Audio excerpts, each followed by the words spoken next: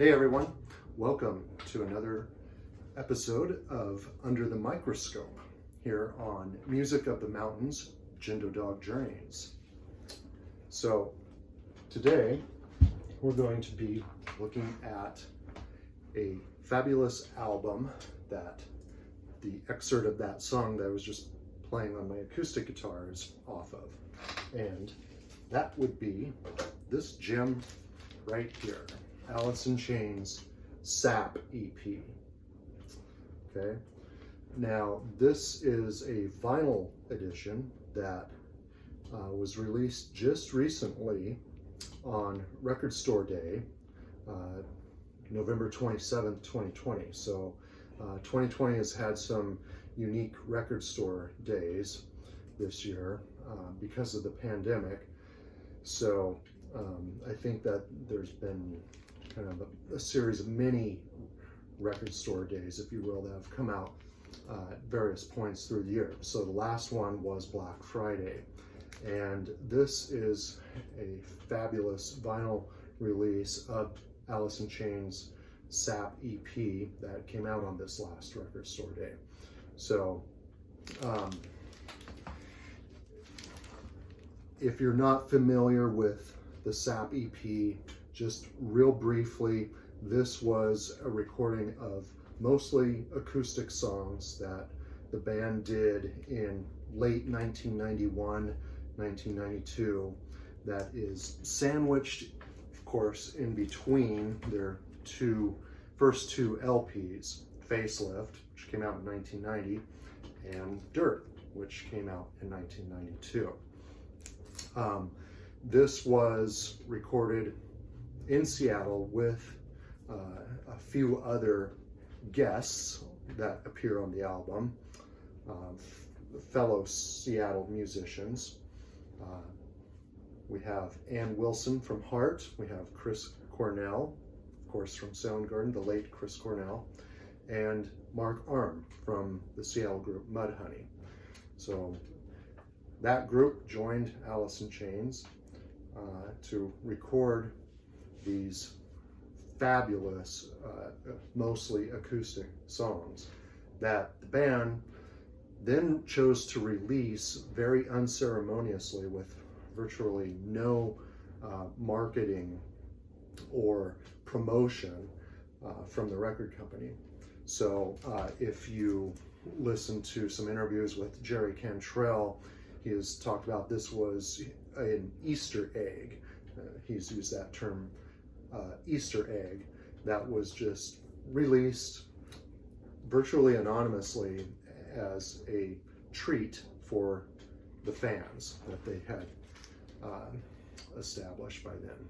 So, Sap, fabulous little EP, only 5 songs total, really only 4. The 5th one is kind of this, well, silly jam song called Love Song. But yes, total of 5 songs. Now, of course, Alice in Chains has another EP that came out a couple years later called Jar of Flies. That EP actually at the time became the only EP in rock and roll history at the time to reach #1 on the Billboard charts. So that was a significant accomplishment, but this predated it by a couple of years. So let me show you the album itself, this fabulous vinyl release. What we have here is the front cover, which I totally love. I've always loved the cover of this album. It's one of my favorite album covers. Of course, the title itself was inspired by a dream that their drummer Sean Kinney had, where he had a dream that they created an album and named it Sap. So, you know, why not? Then we take out the record itself, and we have this, the red Columbia label on the front, and because it's an EP and only 5 songs, all songs can be on one side, on the back is an etching, and I apologize that the lighting is not that great here. Today I'm not sure if we can get it to a point where you can see the etching, but the etching says Alice in Chains with the old Alice in Chains logo, and this was just fabulous. I was so glad to see that they kind of revised and brought back their old logo for this new release, even though this album was released, of course, 28 years ago or something. So that was a nice treat. And then here, of course, is the insert. You get the songs, the lyrics, the back side of it with some more pictures.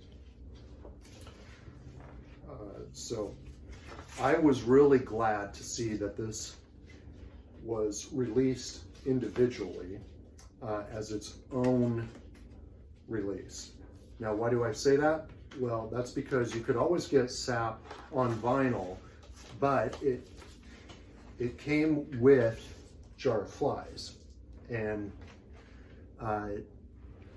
what I mean by that is that the production of the two EPs, I guess the record company decided that it would be more advantageous to combine them into one vinyl product. I mean, you get two separate records in it, but you'd have like one cover where it'd be the Sap cover and then the Jar of Flies cover. It was combined, and I always really disappointed me.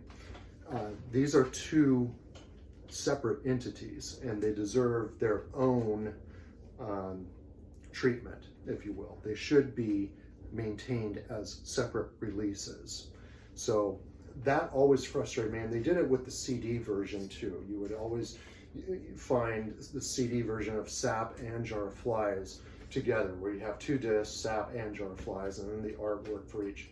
But it was packaged and promoted as just kind of one release, and just not right, in my opinion.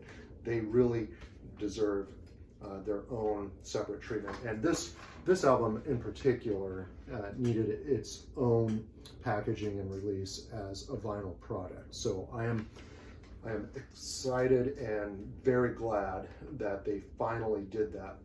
Now, this is a limited edition run.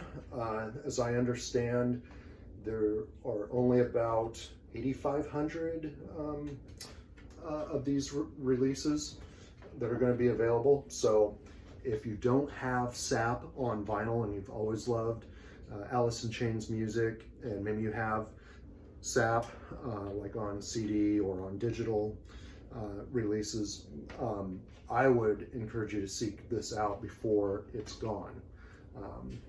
I think it's definitely worth it. This was a fantastic album. My only complaint on it is that it is an EP, but I mean, that's not really a complaint. That's what it was intended to be. And I only say that because I wish it was longer. Could you imagine how excellent and how great and potent and powerful this would be if it contained a full album's length of material? Say there were 9, 10, 11, even 12 songs on here. All of the same kind of sonic framework, mostly acoustic with some light electric guitar touches, and these guest musicians contributing to more songs. That just would have been surreal. And to think that would have been in between Facelift and Dirt as a full-length release, it just is, well, it's just, it's not what reality was, and that's fine. So I won't get too carried away with that. I'm very grateful that the album is what it is, and it does contain some of my favorite Alice in Chains songs. So to recap the track listing, again, there's only a few. The album kicks off with the song Brother, which was a track that Jerry Cantrell penned to his brother as a way of kind of healing or reestablishing connection with him, who he had, as I understand, been estranged from for a while. And Wilson provides some solid, downright mesmerizing backing vocals in the chorus on this version. Next we have the song Got Me Wrong, a great song. Love the rhythm in that. The vocals by both Jerry Cantrell and Lane Staley are spot on that. The third track on the album is the song Right Turn. That's where you have Chris Cornell and Mark Arm also contributing to the song from a vocal standpoint.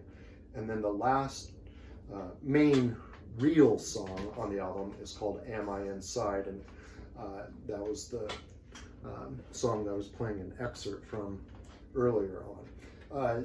That was a Lane Staley penned number, very dark, kind of ghostly, and a great song to listen to on a blustery, windy, rainy December day here in the Pacific Northwest. And then, of course, is the song Love Song, which finishes the album off. So there you go. Sap, Alice in Chains, a fabulous piece of work from them.